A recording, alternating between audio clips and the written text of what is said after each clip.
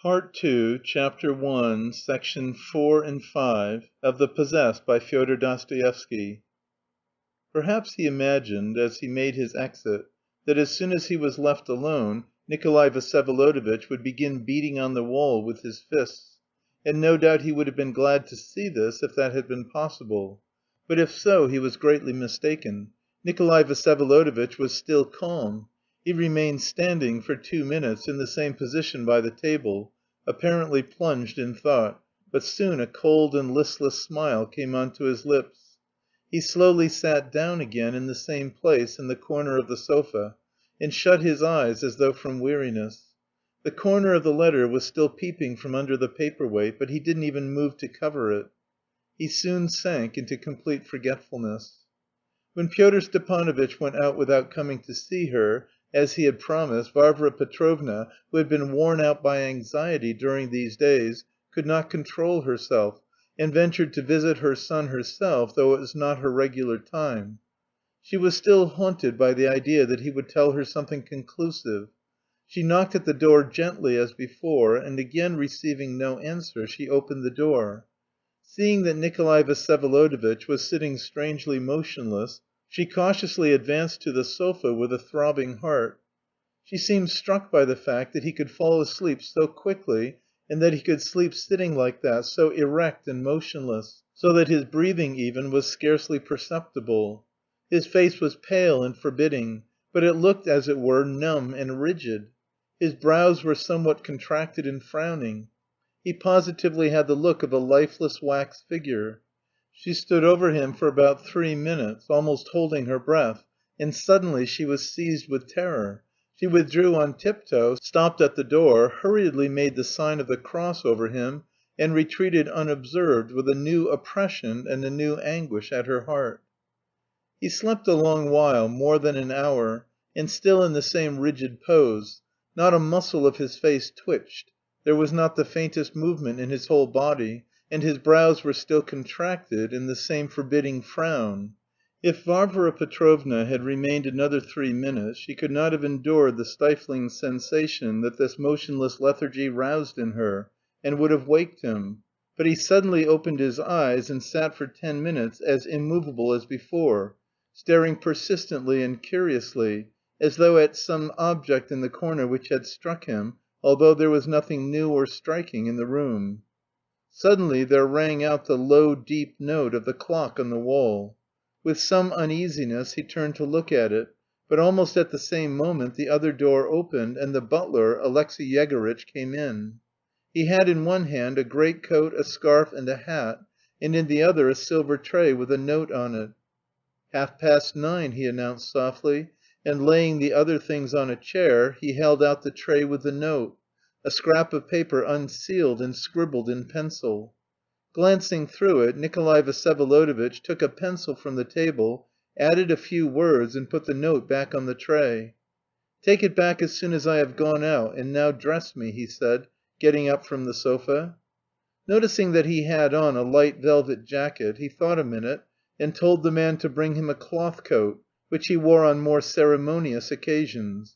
At last, when he was dressed and had put on his hat, he locked the door by which his mother had come into the room, took the letter from under the paperweight, and without saying a word went out into the corridor, followed by Alexey Yegorytch.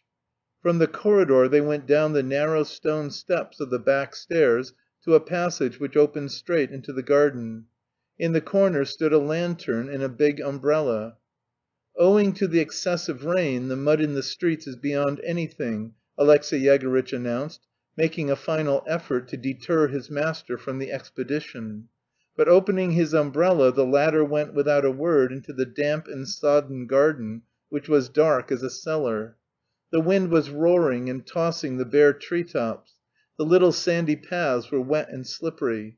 Alexey Yegorytch walked along as he was, bareheaded, in his swallow tail coat, lighting up the path for about 3 steps before them with the lantern. "Won't it be noticed?" Nikolai Vsyevolodovitch asked suddenly. "Not from the windows. Besides, I have seen to all that already," the old servant answered in quiet and measured tones. "Has my mother retired?" "Her Excellency locked herself in at 9 o'clock as she has done the last few days. and there is no possibility of her knowing anything. At what hour am I to expect your honour?" "At 1 or half past, not later than 2." "Yes, sir." Crossing the garden by the winding paths that they both knew by heart, they reached the stone wall, and there in the farthest corner found a little door which led out into a narrow and deserted lane and was always kept locked. It appeared that Alexey Yegorytch had the key in his hand. "Won't the door creak?" Nikolai Vsyevolodovitch inquired again. But Alexey Yegorytch informed him that it had been oiled yesterday as well as to day. He was by now wet through. Unlocking the door, he gave the key to Nikolai Vsyevolodovitch. "If it should be your pleasure to be taking a distant walk, I would warn your honour that I am not confident of the folk here, especially in the back lanes, and especially beyond the river," he could not resist warning him again. He was an old servant who had been like a nurse to Nikolai Vsyevolodovitch, and at one time used to dandle him in his arms. He was a grave and severe man who was fond of listening to religious discourse and reading books of devotion. "Don't be uneasy, Alexey Yegorytch." "May God's blessing rest on you, sir, but only in your righteous undertakings." "What?" said Nikolai Vsyevolodovitch, stopping short in the lane. Alexey Yegorytch resolutely repeated his words. He had never before ventured to express himself in such language in his master's presence. Nikolai Vsyevolodovitch locked the door, put the key in his pocket, and crossed the lane, sinking 5 or 6 inches into the mud at every step. He came out at last into a long deserted street. He knew the town like the 5 fingers of his hand, but Bogoyavlensky Street was a long way off. It was past 10 when he stopped at last before the locked gates of the dark old house that belonged to Filipov. The ground floor had stood empty since the Lebyadkins had left it, and the windows were boarded up, but there was a light burning in Shatov's room on the second floor. As there was no bell, he began banging on the gate with his hand. A window was opened, and Shatov peeped out into the street. It was terribly dark, and difficult to make out anything. Shatov was peering out for some time, about a minute. "Is that you?" he asked suddenly. "Yes," replied the uninvited guest. Shatov slammed the window, went downstairs, and opened the gate. Nikolai Vsyevolodovitch stepped over the high sill, and without a word passed by him straight into Kirillov's lodge. Section 5. There everything was unlocked and all the doors stood open. The passage and the first 2 rooms were dark, but there was a light shining in the last, in which Kirillov lived and drank tea, and laughter and strange cries came from it. Nikolai Vsyevolodovitch went towards the light, but stood still in the doorway without going in. There was tea on the table.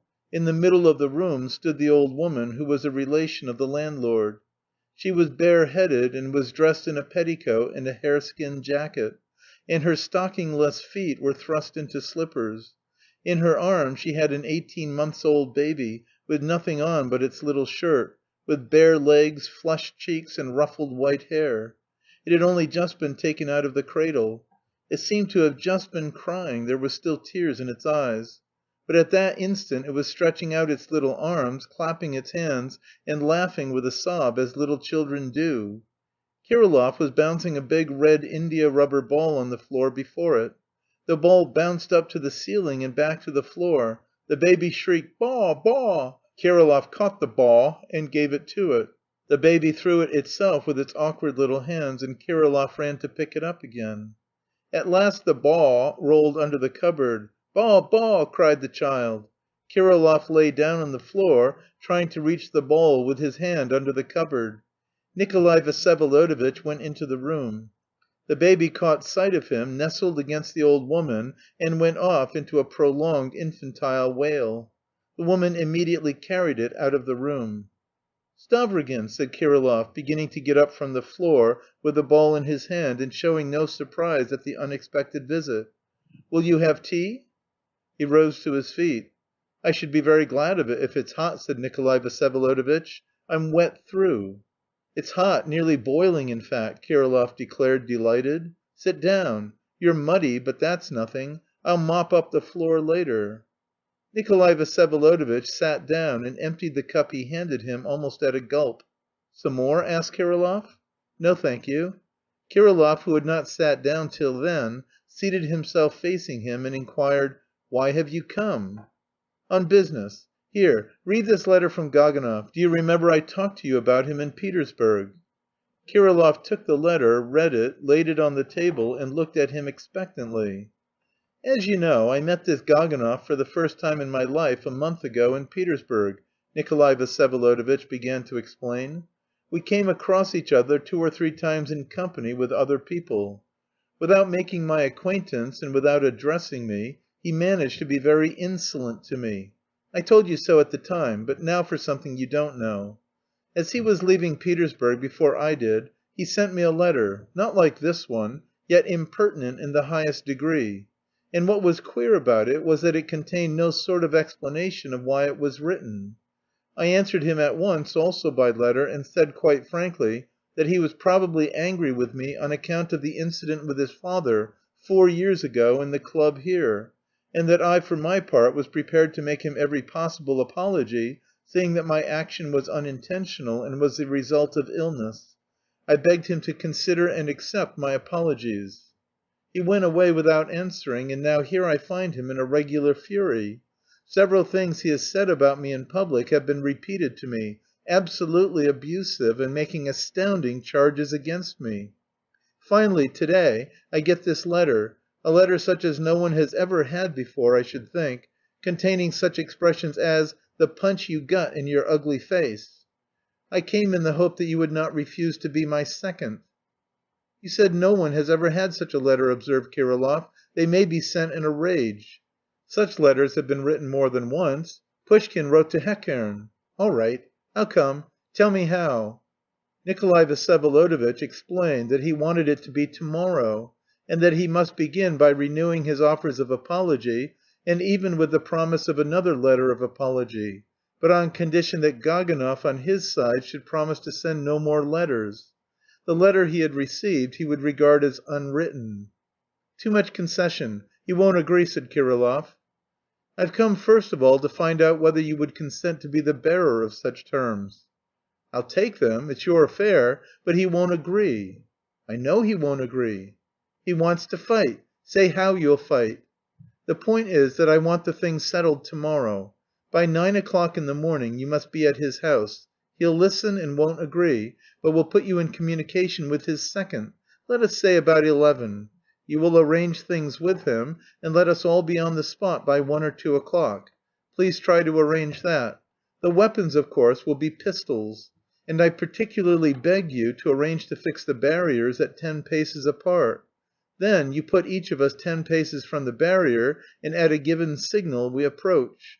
Each must go right up to his barrier, but you may fire before, on the way. I believe that's all." "10 paces between the barriers is very near," observed Kirillov. "Well, 12 then, but not more. You understand that he wants to fight in earnest." "Do you know how to load a pistol?" "I do. I've got pistols. I'll give my word that you've never fired them. His second will give his word about his. There'll be 2 pairs of pistols, and we'll toss up his or ours." "Excellent." "Would you like to look at the pistols?" "Very well." Kirillov squatted on his heels before the trunk in the corner, which he had never yet unpacked, though things had been pulled out of it as required. He pulled out from the bottom a palm wood box lined with red velvet, and from it took out a pair of smart and very expensive pistols. "I've got everything, powder, bullets, cartridges. I've a revolver besides. Wait."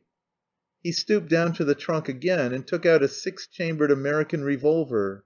"You've got weapons enough, and very good ones." "Very, extremely." Kirillov, who was poor, almost destitute, though he never noticed his poverty, was evidently proud of showing precious weapons, which he had certainly obtained with great sacrifice. "You still have the same intentions?" Stavrogin asked after a moment's silence, and with a certain wariness. "Yes," answered Kirillov shortly, guessing at once from his voice what he was asking about, and he began taking the weapons from the table. "When?" Nikolai Vsyevolodovitch inquired still more cautiously, after a pause. In the meantime Kirillov had put both the boxes back in his trunk, and sat down in his place again. "That doesn't depend on me, as you know, when they tell me," he muttered, as though disliking the question. but at the same time with evident readiness to answer any other question. He kept his black, lustreless eyes fixed continually on Stavrogin, with a calm but warm and kindly expression in them. "I understand shooting oneself, of course," Nikolai Vsyevolodovitch began suddenly, frowning a little, after a dreamy silence that lasted 3 minutes. "I sometimes have thought of it myself, and then there always came a new idea. If one did something wicked, or worse still, something shameful, that is, disgraceful, only very shameful and ridiculous, such as people would remember for 1,000 years, and hold in scorn for 1,000 years, and suddenly the thought comes, 'One blow in the temple and there would be nothing more.' One wouldn't care then for men, and they would hold one in scorn for 1,000 years, would one?" "You call that a new idea?" said Kirillov, after a moment's thought. "I didn't call it so, but when I thought it I felt it as a new idea." "You felt the idea," observed Kirillov. "That's good. There are lots of ideas that are always there and yet suddenly become new. That's true. I see a great deal now as though it were for the first time." "Suppose you had lived in the moon," Stavrogin interrupted, not listening, but pursuing his own thought, "and suppose there you had done all these nasty and ridiculous things. You know from here for certain that they will laugh at you and hold you in scorn for 1,000 years as long as the moon lasts.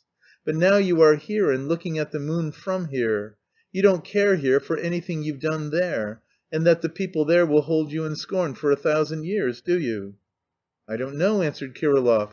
"I've not been in the moon," he added, without any irony, simply to state the fact. "Whose baby was that just now?" "The old woman's mother in law was here. No, daughter in law, it's all the same. 3 days. She's lying ill with the baby, it cries a lot at night. It's the stomach. The mother sleeps, but the old woman picks it up. I play ball with it. The ball's from Hamburg. I bought it in Hamburg to throw it and catch it. It strengthens the spine. It's a girl." "Are you fond of children?" "I am," answered Kirillov, though rather indifferently. "Then you're fond of life?" "Yes, I'm fond of life. What of it?" "Though you've made up your mind to shoot yourself." "What of it? Why connect it? Life's one thing and that's another. Life exists, but death doesn't at all." "You've begun to believe in a future eternal life?" "No, not in a future eternal life, but in eternal life here. There are moments, you reach moments, and time suddenly stands still, and it will become eternal." "You hope to reach such a moment?" "Yes." "That'll scarcely be possible in our time," Nikolai Vsyevolodovitch responded slowly and, as it were, dreamily. The two spoke without the slightest irony. "In the Apocalypse the angel swears that there will be no more time." "I know. That's very true, distinct and exact. When all mankind attains happiness, then there will be no more time, for there'll be no need of it, a very true thought." "Where will they put it?" "Nowhere. Time's not an object, but an idea. It will be extinguished in the mind." "The old commonplaces of philosophy, the same from the beginning of time," Stavrogin muttered with a kind of disdainful compassion. "Always the same, always the same, from the beginning of time and never any other," Kirillov said with sparkling eyes, as though there were almost a triumph in that idea. "You seem to be very happy, Kirillov." "Yes, very happy," he answered, as though making the most ordinary reply. "But you were distressed so lately, angry with Liputin." "H'm. I'm not scolding now. I didn't know then that I was happy. Have you seen a leaf from a tree?" "Yes." "I saw a yellow one lately, a little green. It was decayed at the edges. It was blown by the wind. When I was 10 years old I used to shut my eyes in the winter on purpose and fancy a green leaf, bright, with veins on it and the sun shining. I used to open my eyes and not believe them, because it was very nice, and I used to shut them again." "What's that, an allegory?" "No. Why? I'm not speaking of an allegory, but of a leaf, only a leaf. The leaf is good, everything's good." "Everything?" "Everything. Man is unhappy because he doesn't know he's happy. It's only that. That's all, that's all. If anyone finds out, he'll become happy at once, that minute. That mother in law will die, but the baby will remain. It's all good. I discovered it all of a sudden. And if anyone dies of hunger, and if anyone insults and outrages the little girl, is that good?" Yes. And if anyone blows his brains out for the baby, that's good too. And if anyone doesn't, that's good too. It's all good. All. It's good for all those who know that it's all good. If they knew that it was good for them, it would be good for them. But as long as they don't know it's good for them, it will be bad for them. That's the whole idea, the whole of it. When did you find out you were so happy? Last week on Tuesday. No, Wednesday. For it was Wednesday by that time in the night. By what reasoning? I don't remember. I was walking about the room. Never mind. I stopped my clock. It was 37 minutes past 2. As an emblem of the fact that there will be no more time? Kirillov was silent. They're bad because they don't know they're good. When they find out, they won't outrage a little girl. They'll find out that they're good, and they'll all become good, every one of them. Here you've found it out, so have you become good then? I am good. That I agree with, though, Stavrogin muttered, frowning. He who teaches that all are good will end the world. He who taught it was crucified. He will come, and his name will be the Man-God. The God-Man? The Man-God. That's the difference. Surely it wasn't you lighted the lamp under the ikon? Yes, it was I lighted it. Did you do it believing? The old woman likes to have the lamp, and she hadn't time to do it today, muttered Kirillov. You don't say prayers yourself? I pray to everything. You see the spider crawling on the wall. I look at it and thank it for crawling. His eyes glowed again. He kept looking straight at Stavrogin with firm and unflinching expression. Stavrogin frowned and watched him disdainfully, but there was no mockery in his eyes. "I'll bet that when I come next time you'll be believing in God too," he said, getting up and taking his hat. "Why?" said Kirillov, getting up too. "If you were to find out that you believe in God, then you'd believe in Him. But since you don't know that you believe in Him, then you don't believe in Him," laughed Nikolai Vsyevolodovitch. "That's not right," Kirillov pondered. "You've distorted the idea. It's a flippant joke. Remember what you have meant in my life, Stavrogin." "Good‐bye, Kirillov." "Come at night. When will you?" "Why, haven't you forgotten about to‐morrow?" "Ah, I'd forgotten. Don't be uneasy. I won't oversleep. At 9 o'clock. I know how to wake up when I want to. I go to bed saying 7 o'clock, and I wake up at 7 o'clock.